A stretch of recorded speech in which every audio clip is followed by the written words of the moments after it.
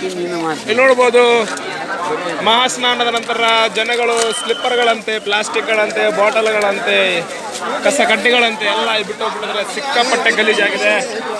ಆದರೂ ಕೂಡ ಕುಂಭ ಸ್ನಾನಕ್ಕೆ ಯಾವುದೇ ರೀತಿಯ ಕಳಂಕ ಬಂದಿಲ್ಲ, ಬರೋಕ್ಕೆ ಸಾಧ್ಯನೇ ಇಲ್ಲ. ನೋಡ್ತಾನೆ ಇರ್ಬೋದು,